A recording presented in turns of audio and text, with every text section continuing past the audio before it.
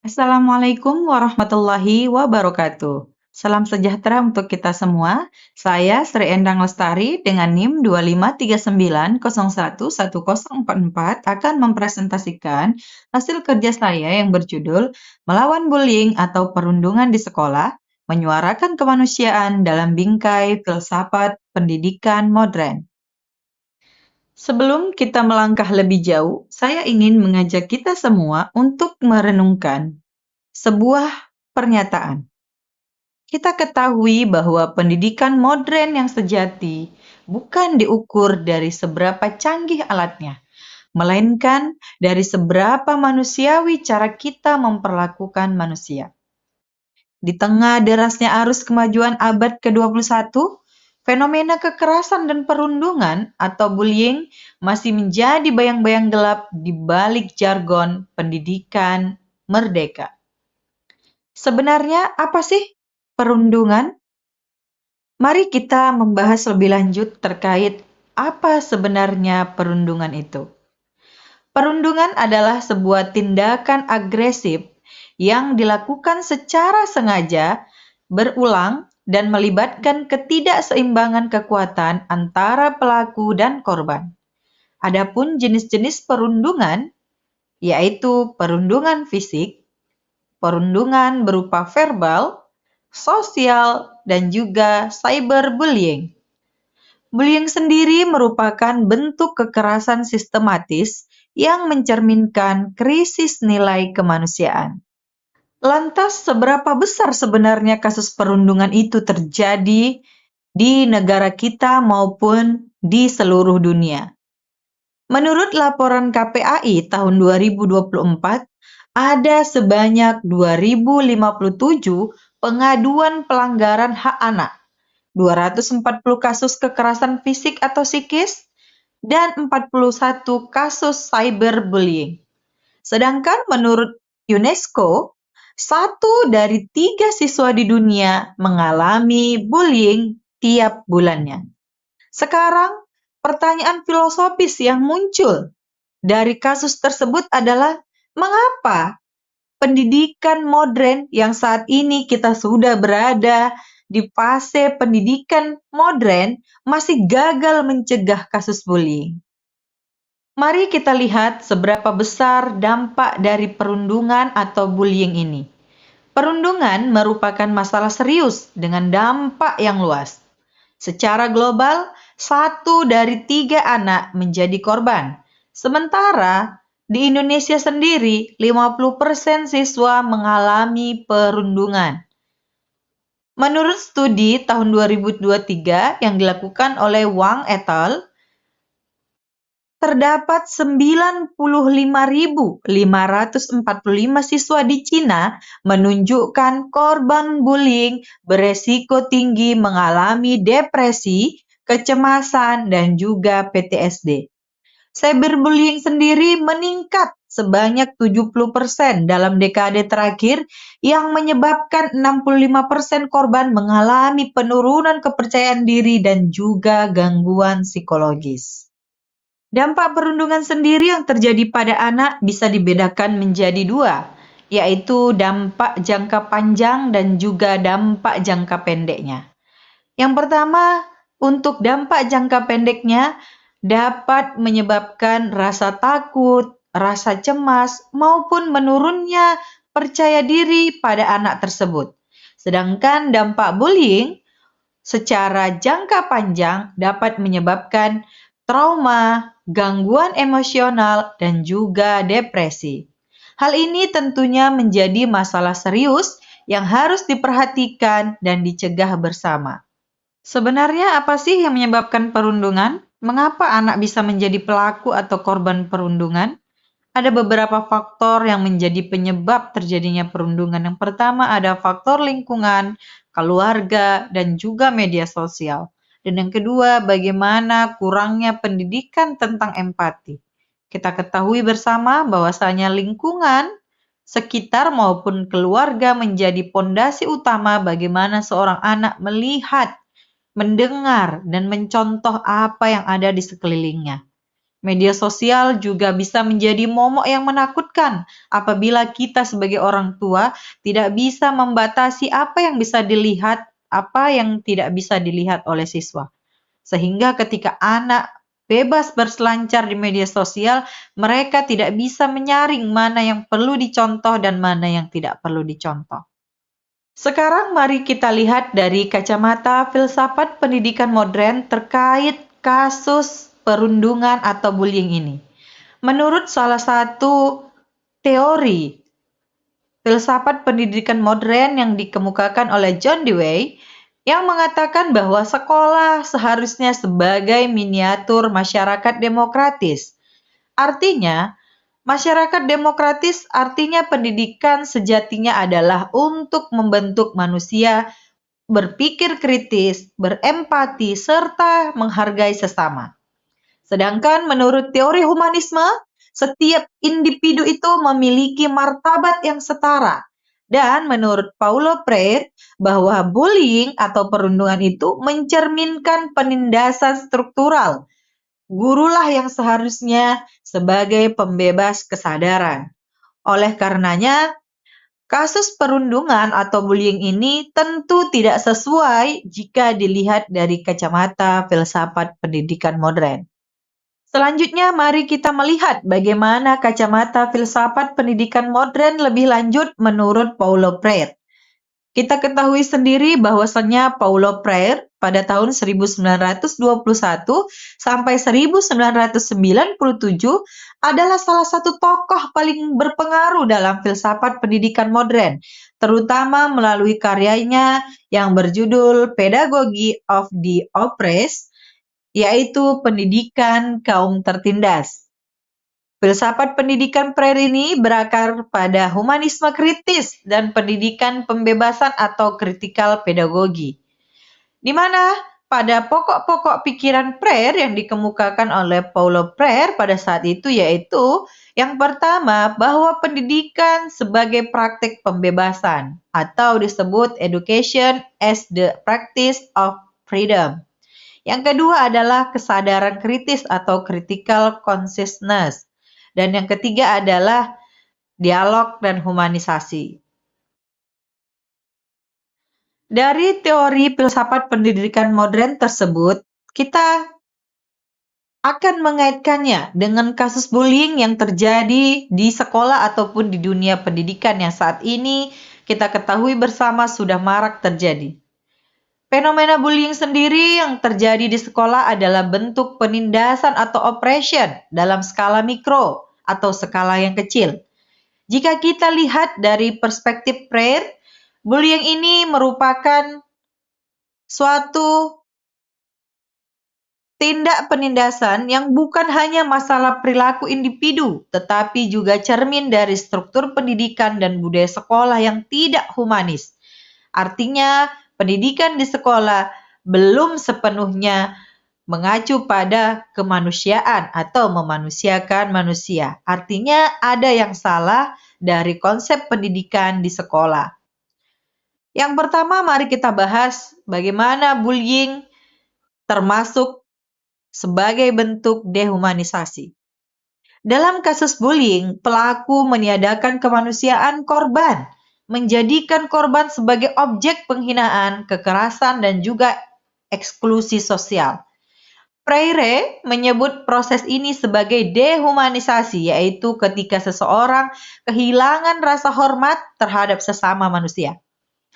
Pendidikan yang otoriter, kompetitif ekstrim, dan kurang dialogis dapat memperkuat budaya dehumanisasi tersebut. Yang kedua, sekolah juga merupakan gaya bank. Sekolah dan pendidikan gaya bank. Berarti banyak sekolah yang masih beroperasi dengan model banking education, di mana siswa dituntut untuk patuh tanpa diberi ruang untuk berpikir dan berekspresi.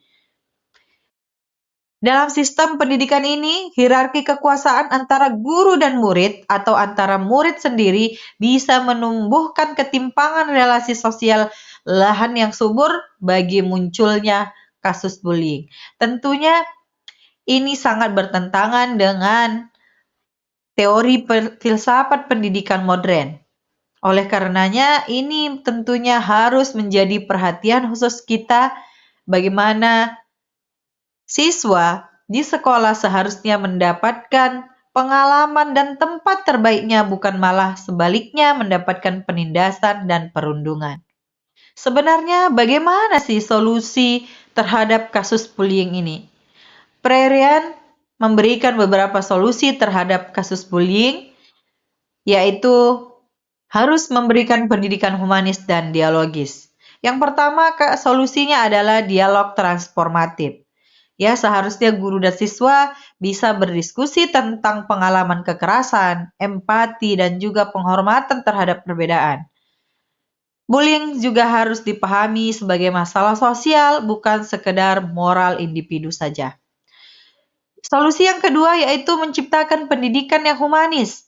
Pendidikan yang humanis bahwa di sekolah perlu menjadi ruang yang membangun rasa saling menghargai, kasih sayang, dan juga solidaritas. Guru berperan sebagai co-learner, belajar bersama siswa tentang bagaimana menciptakan lingkungan yang aman dan adil. Solusi yang ketiga yaitu kesadaran sosial kritis. Siswa didorong untuk melihat bahwa kekerasan, diskriminasi, dan juga perundungan adalah bentuk-bentuk kecil dari sistem penindasan sosial yang lebih luas. Oleh karenanya, melalui pemahaman ini, mereka dapat menjadi agen perubahan sosial yang empatik dan juga reflektif. Filsafat pendidikan Paulo Freire mengajarkan bahwa pendidikan sejatinya adalah proses humanisasi di mana manusia membebaskan dirinya dan orang lain dari segala bentuk penindasan. Dalam konteks kasus bullying, pandangan ini mengingatkan kita bahwa bullying terjadi ketika pendidikan gagal memanusiakan manusia. Solusinya bukan sekedar hukuman, melainkan pembebasan kesadaran, dialog, dan juga pendidikan yang berlandaskan kasih dan empati. Inilah yang harus kita terapkan dan menjadi perhatian bersama. Dengan adanya kasus bullying atau dengan terjadinya kasus bullying atau perundungan di sekolah atau di dunia pendidikan, maka menandakan bahwasanya sudah terjadi krisis filsafat. Fenomena bullying menunjukkan hilangnya makna menjadi manusia. Sekolah hanya menekankan prestasi, bukan empati. Filsafat pendidikan modern menuntut keseimbangan antara rasionalitas dan kemanusiaan. Dan juga John Dewey mengatakan bahwa pendidikan seharusnya adalah sebuah pengalaman melalui interaksi, refleksi, dan juga aksi sosial nyata, bukan malah terjadi penindasan di dalamnya. Sekolah seharusnya sebagai ruang pembebasan dan empati. Tentunya, melawan bullying butuh revolusi kesadaran, bukan hanya sekedar slogan stop bullying, stop perundungan.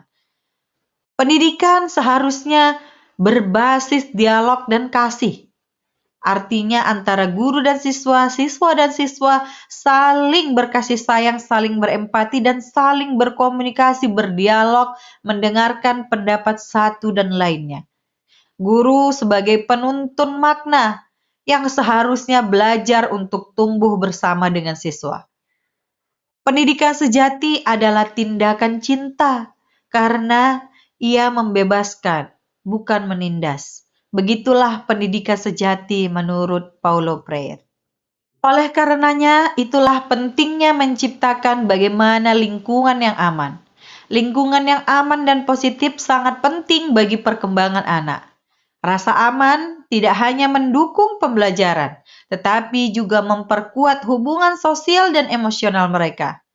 Yang pertama, lingkungan yang aman bisa memperkuat interaksi sosial, tanggung jawab bersama, mendukung kesehatan mental, dan juga membangun kepercayaan diri. Oleh karenanya, tentunya perlu menciptakan lingkungan yang positif. Sebenarnya bagaimana menciptakan lingkungan yang positif? Ada beberapa hal atau beberapa cara untuk menciptakan lingkungan yang positif. Yang pertama, kita membangun budaya toleransi dan empati. Ajarkan bagaimana anak untuk memahami perbedaan dan merasakan apa yang dirasakan oleh orang lain. Dengan mengajarkan apa yang dirasakan oleh orang lain dan menghargai perbedaan, maka akan timbul rasa empati dan toleransi terhadap sesama, sehingga akan meminimalisir dan mencegah terjadinya perundungan ataupun bullying. Cara yang kedua adalah menciptakan ruang komunikasi yang terbuka. Artinya, mari kita sediakan ruang yang aman bagi anak untuk berbicara tentang pengalaman atau masalah yang mereka alami. Dengan mereka mencurahkan bagaimana dan masalah apa yang mereka alami, mereka diberikan ruang kebebasan untuk bisa menceritakan apa yang mereka rasakan, sehingga akan mengurangi beban mereka dan akan mencegah terjadinya masalah perundungan. Tentunya, pencegahan kasus perundungan atau bullying ini tidak terlepas dari peran orang tua dan guru. Orang tua harus menjadi teladan dengan menunjukkan sikap yang hormat, empati, dan juga komunikasi terbuka di rumah. Dengan mendidik anak tentang nilai-nilai ini, mereka akan membawa sikap positif tersebut ke lingkungan luar. Kolaborasi antara orang tua dan guru menjadi kunci untuk membangun generasi yang lebih peduli dan juga inklusif. Adapun langkah-langkah yang bisa kita lakukan untuk mencegah dan mengatasi perundungan, yang pertama, kita mengadakan edukasi anti perundungan. Untuk di sekolah, maka perlu dibentuk sebuah tim khusus anti perundungan, baik dari siswa yang kita ajak bersama-sama maupun dari guru. Yang kedua adalah sediakan sistem pelaporan yang aman. Artinya sekolah harus lebih serius lagi dalam merancang bagaimana sistem pelaporan yang aman ketika terjadi perundungan agar siswa tidak takut dan tidak cemas lagi serta tidak khawatir untuk melaporkan ciri-ciri ataupun cikal bakal terjadinya kasus perundungan. Karena mereka memiliki dan mendapatkan tempat untuk melaporkan apa yang terjadi secara aman dan menjaga kerahasiaan mereka. Yang ketiga adalah dorong kegiatan kebersamaan, sehingga mereka sama-sama bisa menciptakan lingkungan yang positif, lingkungan yang aman untuk mereka. Pada akhirnya, mari kita sama-sama untuk menutup luka lama yang sudah terlanjur tergores, dan mari kita menyembuhkan luka dan menemukan makna. Pendidikan modern kehilangan jiwanya jika kita gagal menumbuhkan kemanusiaan. Melawan bullying adalah sebuah perjuangan mengembalikan hakikat pendidikan sejati. Kemajuan pendidikan bukan hanya diukur dari seberapa canggih teknologinya, tetapi dari seberapa manusiawi cara kita memperlakukan sesama di ruang belajar. Kesimpulannya dari kasus perundungan atau bullying dan yang sudah kita bahas bersama, bagaimana perspektif filsafat pendidikan modern terkait kasus bullying ini, bahwa perundungan adalah masalah serius yang membutuhkan perhatian dan tindakan bersama. Tentunya dampaknya tidak hanya dirasakan oleh korban, tetapi juga dapat mempengaruhi komunitas secara keseluruhan. Dengan menciptakan lingkungan yang aman, membangun budaya toleransi, dan juga mengajarkan empati sejak dini, kita dapat mencegah perundungan dan mendukung tumbuh kembang anak secara positif. Mari kita bertindak bersama-sama dari sekarang untuk menciptakan dunia yang lebih aman dan inklusif bagi semua anak. Demikian presentasi dari saya. Mohon maaf atas segala kekurangan. Sekian dan terima kasih. Saya akhiri. Wassalamualaikum warahmatullahi wabarakatuh.